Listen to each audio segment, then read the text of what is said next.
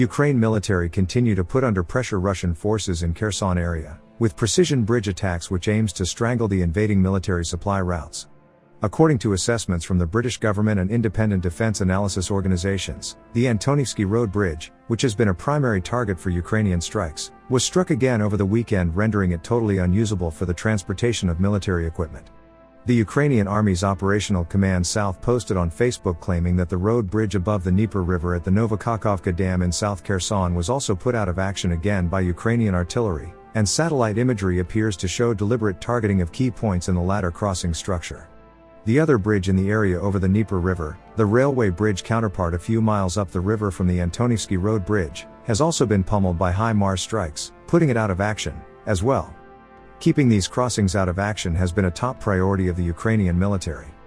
The Institute for the Study of War also confirms the latest attack has now left all three bridges leading into the Kherson region inoperable. This achievement could give Ukrainian forces the upper hand in their revitalized counteroffensive nearby.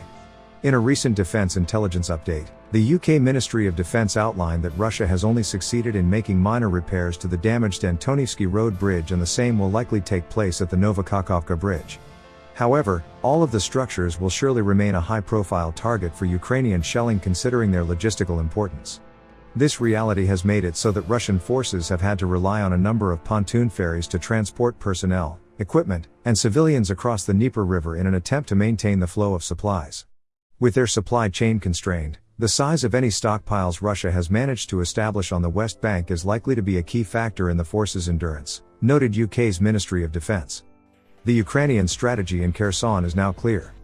They are not going in full attack, which would cause massive human casualties due to the advantage in Russian artillery. The Ukrainians are deploying smart strategy, which is cutting off Russian forces in Kherson, while attacking the Russian bases in occupied Crimea. That way, the Ukrainians are relieving pressure from the east, and they are making the conditions for a final offensive on Kherson, which if successful would be disastrous for Russia.